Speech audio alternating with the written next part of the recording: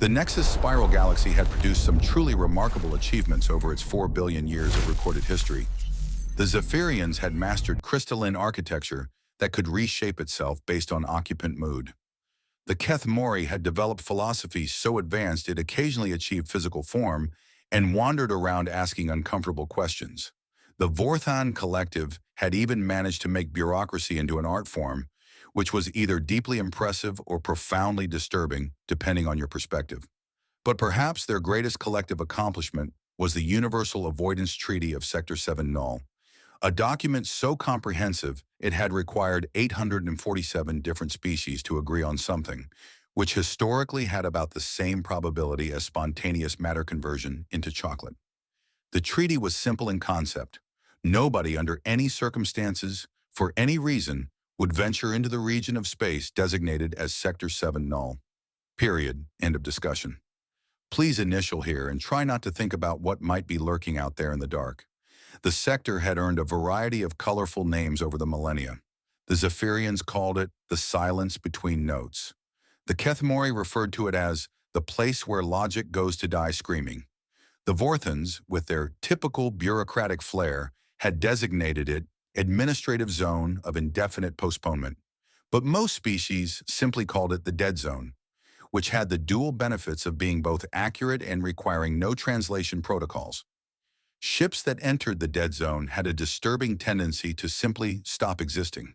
Not destroyed, not captured, not even dramatically exploded in a way that would provide closure and perhaps some educational value.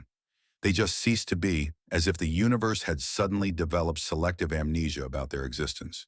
Communication arrays would emit nothing but static that sounded suspiciously like the screaming if you listened too long.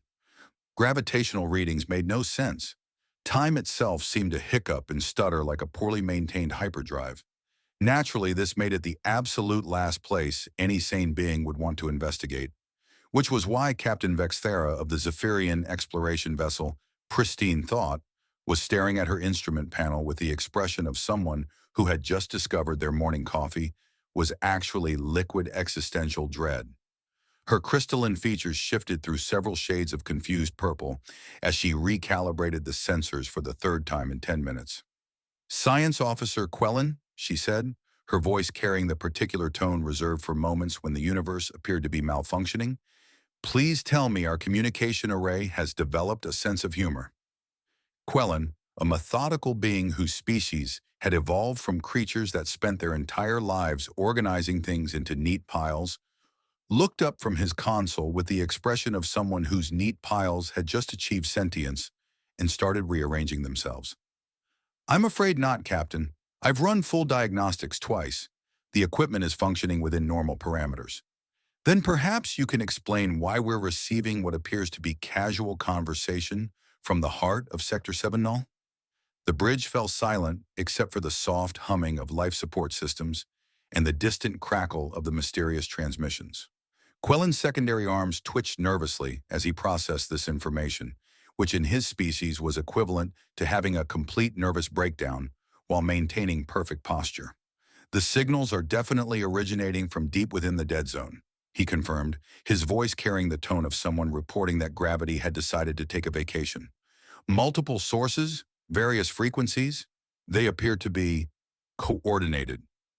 Captain Vexthera's crystalline structure shifted to a deep amber, which in Zephyrian body language roughly translated to, "I'm experiencing emotions that don't have names yet." She had spent the better part of her career exploring the unknown reaches of space, cataloging phenomena that would make lesser beings question their life choices. She had witnessed stars being born, civilizations rising and falling, and once memorably discovered a planet where the dominant life form had evolved from what appeared to be sentient mathematics. But this was different. "Play the transmissions," she ordered. The bridge speakers crackled to life, and instead of the expected sounds of cosmic horror or the death screams of reality itself, they heard something far more disturbing: normalcy. Casual chatter about weather patterns, complaints about traffic. Someone asking if anyone had seen their wrench, followed by another voice suggesting they check the gravitational anomaly in Sector 7 because that's where everything ends up anyway. The crew exchanged glances that conveyed volumes about their collective mental state.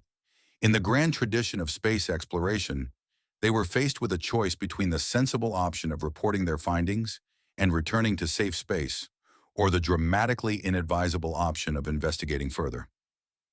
Captain, Quellen said slowly, regulations clearly state that any contact with entities from Sector 7 Null should be reported immediately to the Galactic Council for proper containment protocols.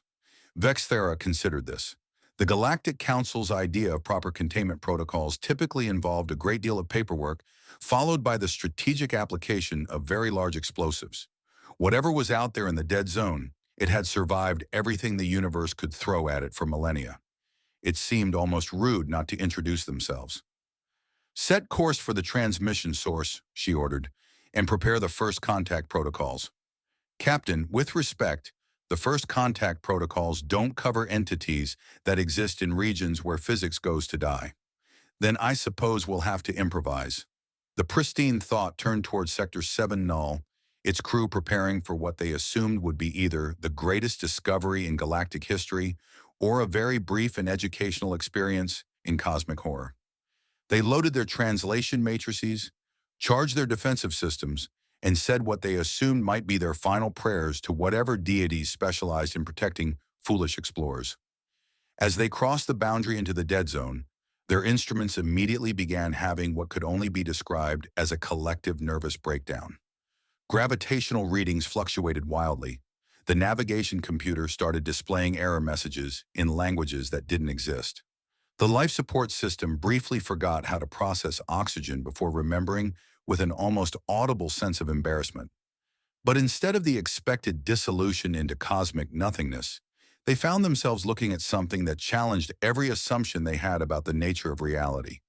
A small blue and green world, dotted with lights that suggested organized civilization, orbited by what appeared to be a modest collection of space stations and the kind of orbital traffic that indicated not just survival, but a functioning society with apparently very mundane concerns about parking regulations. The first voice that crackled through their communication system belonged to someone who sounded like he was discussing weekend barbecue plans rather than existing in a region of space that had terrified civilizations for millennia. Unknown vessel, this is orbital traffic control. You folks seem to be having some navigation trouble there. Your approach vector's a bit wobbly, and your transponder's speaking what sounds like angry mathematics. You need assistance, or are you just sightseeing? Captain Vexthera stared at the communication panel as if it had just offered to do her taxes. The casual tone was more unsettling than any cosmic horror she could have imagined.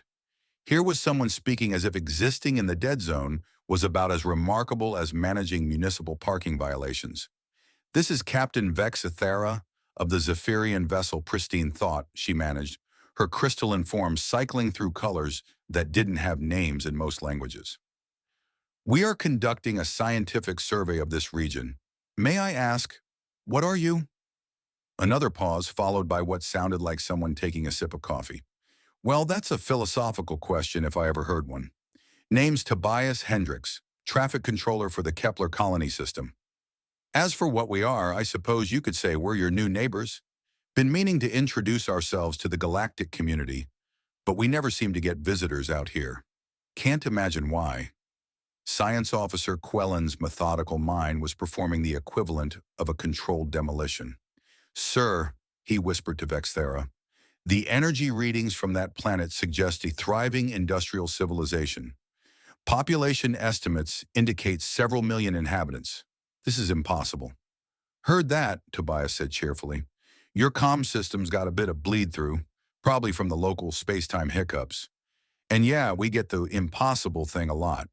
Turns out the universe has a pretty flexible definition of what's possible once you stop taking no for an answer. Vexthera felt reality performing what could only be described as interpretive dance around her preconceptions. How long have you been here? Oh, about 2 centuries, give or take. Hard to keep precise track when time occasionally runs backwards on Tuesdays. But we've made it work. Turns out all those deadly cosmic phenomena make excellent municipal utilities once you figure out the trick to them. The implications hit the bridge crew like a cascade of falling dominoes made of pure existential dread. These beings hadn't just survived in the dead zone, they had colonized it. They had turned the galaxy's greatest nightmare into what sounded suspiciously like a suburban community with decent schools and probably a homeowners association. Would you folks like to dock? Tobias continued. Station Gamma's got visitor facilities. Though I should warn you, the artificial gravity's been acting up since we installed the new quantum stabilizers. Nothing dangerous, just means you might find yourself walking on the ceiling occasionally. The maintenance crew thinks it's hilarious. Vexthera looked around her bridge at crew members whose faces conveyed the universal expression of beings who had just discovered that their deepest fears had been domesticated and turned into a tourist attraction. The Dead Zone, the region that had inspired 8 centuries of nightmares and spawned more horror stories than any other location in known space, apparently had visitor facilities and customer service. Captain, Quellen said in the tone of someone whose worldview was undergoing aggressive remodeling, what are your orders? Vexthera considered their options. They could retreat immediately and report their findings to the Galactic Council, who would probably assume they had suffered collective psychotic breaks. They could attempt to maintain a safe distance and conduct observations, though the definition of safe distance seemed to have become somewhat negotiable. Or they could accept the invitation and discover exactly what kind of beings could look at the universe's most feared region and decide it needed better traffic management.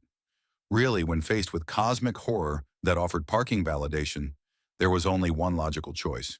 Inform traffic control that we accept their docking invitation, she ordered, her crystalline form settling into a resigned shade of amber. And prepare the first contact protocols for a scenario the manual definitely didn't cover. As the pristine thought approached the impossibly normal-looking station orbiting an impossibly pleasant-looking world in the heart of the impossibly terrifying dead zone, Vexthera couldn't shake the feeling that they were about to discover something far more unsettling than cosmic horror. Cosmic horror with a welcome mat and probably a gift shop.